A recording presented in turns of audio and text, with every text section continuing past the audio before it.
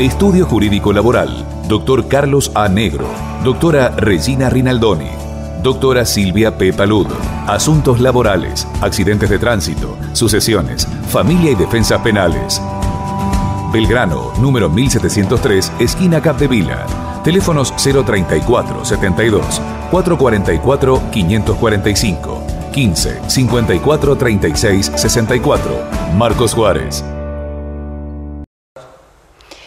Hola, muy buenos días a todos. Otra vez aquí estamos en el micro jurídico y el tema que les traigo el día de hoy también es muy interesante, como todos los que venimos charlando, y es el tema de las uniones convivenciales. Estoy seguro de que más de uno de ustedes se ha preguntado en su casa si en algún momento se iba a regular el peyorativamente llamado concubinato. Bueno, sí, efectivamente, el nuevo Código Civil regula lo que ahora se llaman uniones convivenciales. Como todos saben, el Código Civil anterior no regulaba las uniones convivenciales. Lo único que regulaba era el matrimonio en su heteronormatividad, como se le llama, es decir, el matrimonio del mismo sexo, entre personas del mismo sexo. Después, con el tiempo, y no hace tantos años, se reguló el matrimonio entre personas de distintos sexos. De igual manera, el resto de las normas no habían sido concordantes con estas, entonces había quedado pendiente regular el resto de las normas en un sentido mucho más amplio e igualitario. Entonces, de esta manera, el legislador lo puso a la orden del día para regularlo como prioridad al tema de las uniones convivenciales, porque al fin y al cabo era un alto número de la sociedad el que parejas, relaciones afectivas que convivían, pero que no se comportaban como un matrimonio, pero que formalmente no lo eran. Lo primero que es necesario aclarar es qué es una unión convivencial para este Código Civil. Necesitan saber específicamente qué es lo que regula el Código Civil como unión convivencial.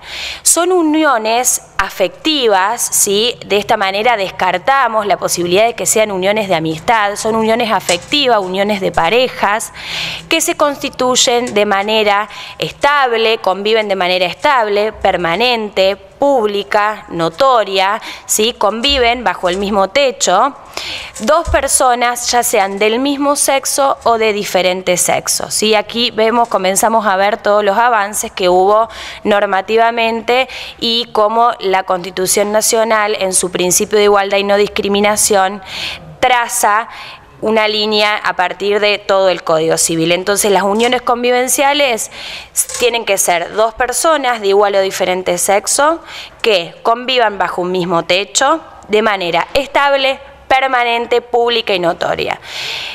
Esto de que sea estable y permanente, después regula en otra norma de que sí o sí tienen que haber estado conviviendo durante el término de 2 años, es decir, ya vemos cómo la norma comienza a poner un límite temporal a las uniones convivenciales, tienen que haber convivido durante 2 años. Y este carácter de que sea pública y notoria es a los fines de la prueba, es decir, en caso de que en algún momento se discuta si efectivamente fue o no un concubinato, esa publicidad, esa notoriedad va a hacer que existan testigos que puedan acreditar la unión convivencial. Ustedes, como saben, los avances legislativos que se dieron al respecto de las uniones convivenciales eran muy precarios y los reclamos eran muy amplios. Sí se avanzó con respecto, por ejemplo, al tema de las pensiones o, por ejemplo, frente a terceros como un empleador, ¿sí? Para cobrar un accidente de trabajo. Bueno, ahora normativamente es mucho más amplio. Existe la posibilidad incluso de registrar estas uniones convivenciales. ¿Y qué es lo que, usted se estará preguntando, qué es lo que procura esta registración? Procura generar una prueba de esa unión convivencial y dice el código es suficiente. El registrar en el registro civil la unión convivencial hace que sea prueba suficiente de su unión convivencial. ¿Ustedes qué es lo que tienen que hacer? Tienen que pedir su turno en el registro civil, seguramente le van a pedir un par de testigos e ir a registrar la unión convivencial. Esto va a ser prueba suficiente. Pero no termina aquí. También regula una serie de efectos sobre las uniones convivenciales. Nosotros recién decíamos que la registración sirve a los fines de que sea una prueba suficiente, pero no solo esto, sino que también es a los fines de poder registrar junto con esa unión convivencial un pacto convivencial que se llama, que es un acuerdo, es una especie de contrato que firman los convivientes y que lo registran en el registro civil, y es a los fines de regular una serie de situaciones.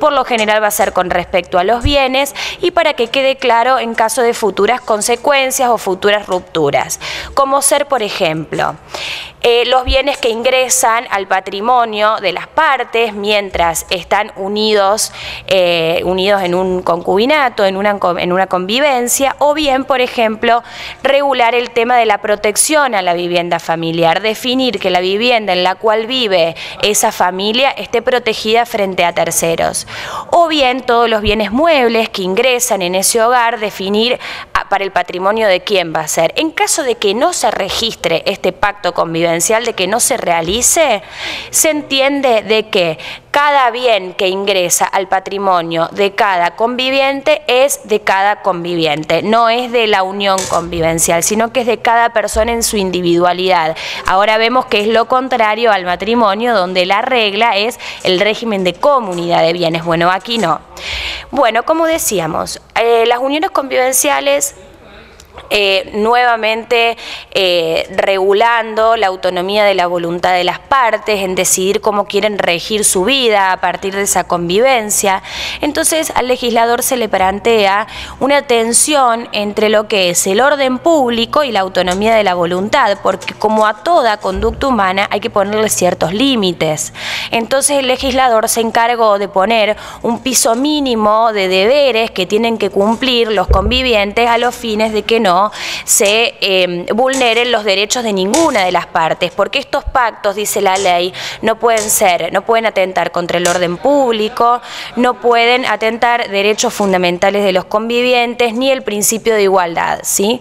Bueno, ahora, ¿cuáles son este piso mínimo de deberes que el legislador plasmó en la ley para que los convivientes sí o sí estén obligados a respetar?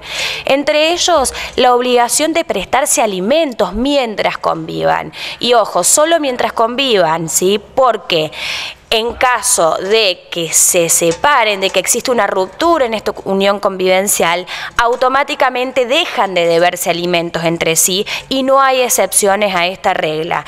Ahora bien, la contribución de las cargas del hogar también es un deber mínimo que impone la ley. Por otra parte, regula la responsabilidad solidaria que tienen ambos convivientes frente a terceros por deudas adquiridas en esa unión convivencial, pero tienen que ser deudas adquiridas para el sostenimiento del hogar. Frente a estas deudas, entonces, van a responder solidariamente.